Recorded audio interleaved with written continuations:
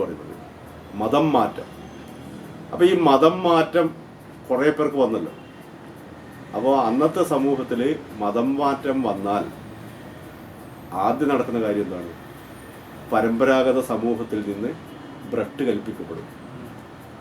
അത്ര വരെ നെയ്ത്ത് ജോലി ചെയ്തുകൊണ്ടിരുന്ന ഒരു സമുദായക്കാരൻ മതം മാറി ക്രിസ്ത്യാനിയാകുമ്പോൾ അവിടെ പണിയെടുക്കാൻ വയ്യ, വിടൂല. അന്നത്തെ ആചാര അനുഷ്ഠാന പ്രകാരം തെരുവിൽ പിന്നെ പണിയെടുക്കാൻ പറ്റില്ല. അപ്പോൾ അവർ ബഹിഷ്കൃതരാകും, ഇല്ലേ? അപ്പോൾ അതുപോലെ കുറേ മനുഷ്യരുണ്ടാവും.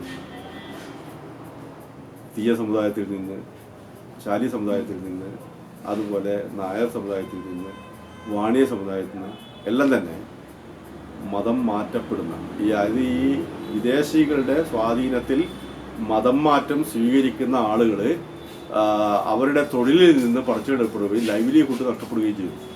അപ്പോൾ ലൈവ്ലിഹുഡ് നഷ്ടപ്പെടുക എന്ന് പറയുന്നത് ഒരു പ്രധാനപ്പെട്ട വിഷയമായിട്ട് ഈ മിഷണറിമാരുടെ മുമ്പിൽ വരുന്നു. അപ്പോൾ ഈ ക്രിസ്ത്യൻ മാർഗം സ്വീകരിച്ച ആളുകൾക്ക് മാർഗം കൂടിയ ആളുകൾ എന്നാണെന്ന് പറയാം. അപ്പോൾ മാർഗം കൂടിയ ആളുകൾക്ക് ജീവിതമാർഗം ഒരുക്കേണ്ടത് ആരുടെ ഉത്തരവാദിത്തമായിരുന്നു? ഈ മിഷണറിമാരുടെ ഉത്തരവാദിത്തമായിട്ട് മാറും. അപ്പോൾ അതിനു വേണ്ടി സ്ഥാപിക്കപ്പെട്ടതാണ് ഈ ഫാക്ടറി ടൈപ്പ് പ്രൊഡക്ഷൻ. കാരണം അവർ പുറത്ത് പോയിട്ട് ഒറ്റക്കൊറ്റക്ക് പണിയെടുത്താൽ ഈ പരമ്പരാഗത സമുദായക്കാർ വിടൂല. അപ്പോൾ അവരുടെ സാമൂഹിക ആക്രമണത്തിൽ നിന്ന് രക്ഷപ്പെടുകയും വേണം, ഇവർക്ക് ലൈവ്ലിഹുഡ് പ്രൊവൈഡ് ചെയ്യുകയും വേണം. അപ്പോഴാണ് ഫാക്ടറി ടൈപ്പ് ഉൽപ്പാദനമായിട്ട് ഉണ്ടാവുന്നത്. ഈ മെഷീനറിമാരുടെ നേരിട്ടുള്ള മാനേജ്മെൻറ്റിൽ ഫാക്ടറി ടൈപ്പ് ഉൽപ്പാദനം ഉണ്ടാവുന്നു. അപ്പോൾ അതിൻ്റെ അവശിഷ്ടങ്ങൾ അതും കേരളത്തിലെ വിവിധ ഭാഗങ്ങളിൽ കാണാൻ പറ്റും. അത്തരം അവശിഷ്ടങ്ങൾ ഏറ്റവും തെക്കോട്ട് ഞാൻ പരിചയപ്പെട്ടത് തിരുവല്ല പരുത്തിപ്പാറ എന്ന് പറഞ്ഞൊരു സ്ഥലമുണ്ട്. അവിടെ ഇപ്പോഴും ഈ ലൂംസും കുറച്ച് കാര്യങ്ങളൊക്കെയുള്ള ഒരു മതവിഭാഗത്തിൻ്റെ കേന്ദ്രമുണ്ട്. ലൂംസ്, പാവുണ്ടാക്കുന്ന പാവുമരവും മറ്റേ സംഭവമെല്ലാം ഉണ്ട് കേട്ടോ. ആരും ഇപ്പോൾ അവിടെ പണിയെടുക്കുന്നൊന്നുമില്ല.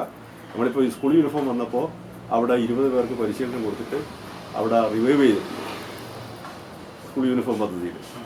പത്തനംതിട്ടയിൽ ആകെയുള്ള കൈത്തറി പ്രൊഡക്ഷൻ ഇപ്പോൾ അതാണ്.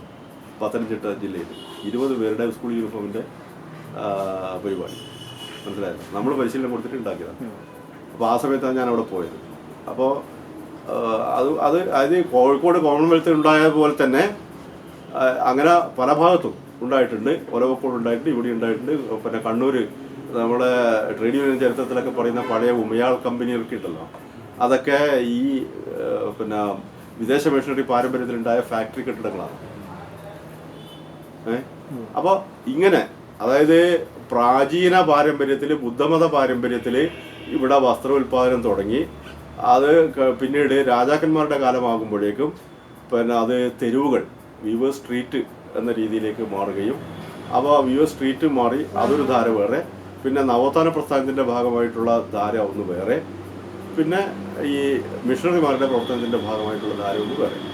അപ്പോൾ ഇങ്ങനെയുള്ള 4 ധാരകളും കൂടി, പാരമ്പര്യവും ചരിത്രവും ഇതെല്ലാം ചേർന്നിട്ടുള്ള ഒരു വ്യവസായമാണിപ്പോൾ ഈ കൈത്തറി വ്യവസായം. അപ്പോൾ കൈത്തറി വ്യവസായത്തിൻ്റെ ഈ ഒരു ഡെവലപ്മെൻറ്റിൻ്റെ ഭാഗമായിട്ട് എന്ത് സംഭവിച്ചിരിക്കുന്നു?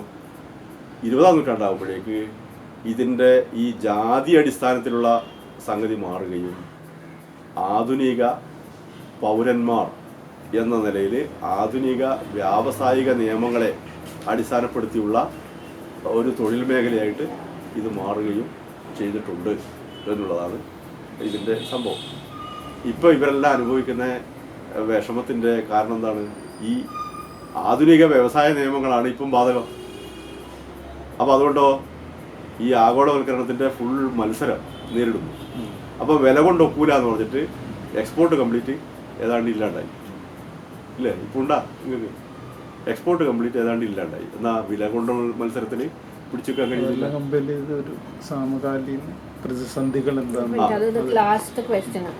അങ്ങനെയാണ് ഈ ഇപ്പോഴത്തെ പ്രതിസന്ധി രൂപം കൊള്ളുന്നത്. അപ്പോൾ ഈ പ്രതിസന്ധി മുറിച്ചു കടക്കാൻ വേണ്ടിയിട്ട് അതിൻ്റെ പരിഹാര മാർഗവും എനിക്ക് നിർദ്ദേശിക്കാറുള്ളത് ഇത് മാത്രമാണ്. ഞാൻ ഇവരോടെല്ലാം നേരത്തെ ഒരു 10-20 കൊല്ലമായിട്ട് പറഞ്ഞുകൊണ്ടേയിരിക്കുന്നൊരു കാര്യമാണ്. എന്താ, കേരള സമൂഹം ഇന്ന് ഏറ്റവും കൂടുതൽ അന്താരാഷ്ട്രവൽക്കരിക്കപ്പെട്ട സമൂഹമാണ്. എന്ന് പറഞ്ഞാൽ ലോകോത്തര മാർക്കറ്റാണ് ഇന്ന് കേരളം. അപ്പോൾ ഈ ലോകോത്തര മാർക്കറ്റിൽ ഏറ്റവും വിശ്വസിക്കാവുന്ന എക്കോ ഫ്രണ്ട്ലി ആയിട്ടുള്ള ഒരു പ്രോഡക്റ്റാണ് നമ്മുടെ ഈ പ്രോഡക്റ്റ്.